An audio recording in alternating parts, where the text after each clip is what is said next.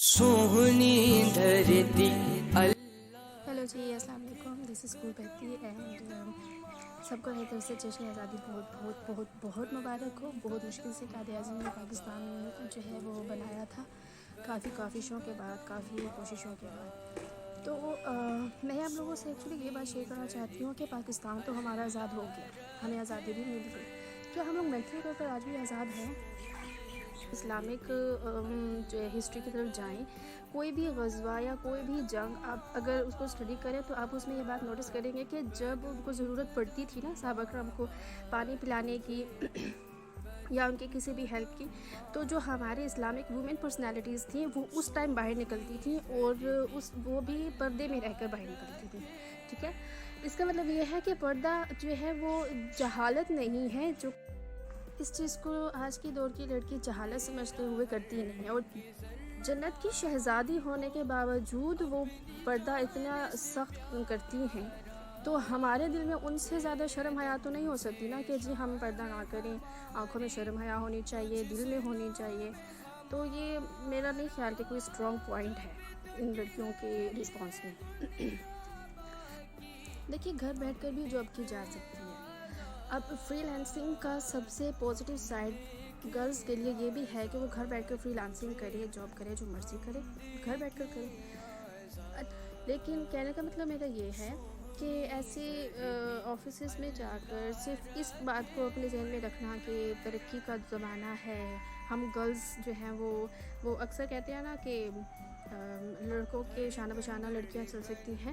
تو ایک بات یاد رکھیے گا کہ قائد اعظم کی جو بہن تھی نا فاطمہ، ہر کانفرنس میں تو نہیں ان کے ساتھ جاتی ہوتی تھی، ان کے گھر میں ان کے ساتھ ہیلپ کراتی ہوتی تھی. اب ایسا بھی نہیں کہ وہ بالکل بھی نہیں جاتی ہوتی تھی، وہ جاتی ہوتی تھی، گھر سے نکلتی ہوتی تھی، لیکن جہاں ان کی ضرورت ہوتی تھی وہاں نکلتی تھی، ہر کانفرنس میں وہ نہیں جاتی ہوتی تھی. تو کہنے کا مطلب یہ ہے کہ اللہ پاک نے لڑکی اور لڑکے کے حصے کی ذمہ داریاں جو ڈیوائڈ کی ہوئی ہیں، اگر وہ اپنی اپنے حصے کی کریں گے نا، ذمہ داریاں مکمل کریں گے نا، تو اس قسم کی ہمیں جو ہے وہ باہر کے لوگوں کو کاپی کرنے کی ضرورت نہیں پڑے گی. ٹھیک ہے.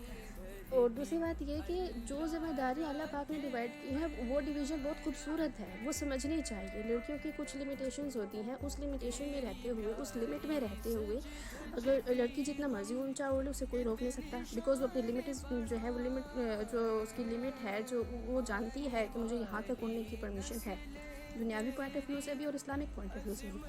تو پھر کوئی کچھ بھی نہیں کہے گا. اور اس کے علاوہ دوسری بات جو اللہ پاک کی ڈویژن مجھے سمجھ میں آئی ہے نا، وہ بہت مزیدار ہے. مجھے ایسا لگتا ہے کہ لڑکیوں کو اللہ پاک نے راج کرنے والی بنایا ہے، اور لڑکوں کو ان کا حاکم یعنی کہ راج کروانے والا بنایا ہے. اب دیکھیے، بہنیں چاہے چھوٹی ہوں یا بڑی ہوں، وہ اپنے بھائی کے سر پر راج کرتی ہیں. اسی طرح بیٹیاں اپنے باپ کے سر پر راج کرتی ہیں، اور جب ماں بوڑھی ہو جاتی ہے تو وہ اپنے جوان بیٹے کے سر پر راج کرتی ہے. تو اللہ پاک کے جو ڈویژن ہے وہ بہت ہی خوبصورت ہے، بس تھوڑا سا سمجھنے کی ضرورت ہے. ایکچولی یہ مغربی دنیا کی طرف دیکھ دیکھ کر جو ہے وہ زیادہ اس طرف لوگوں کا مائنڈ جا رہا ہے، اور وہ اس چیز کو زیادہ امپورٹنس نہیں دیتے، جبکہ یہ بہت خوبصورت ہے. If you like this my video, kindly share and do subscribe my YouTube channel. Thank you so much for watching. اس کے علاوہ اگر میں نے کچھ بات غلط کی ہو تو آپ کمنٹ سیکشن میں مجھ سے ضرور کہیں، اور اگر جو بات میں نے صحیح کی ہو تو کائنڈلی مجھے موٹیویٹ کریں.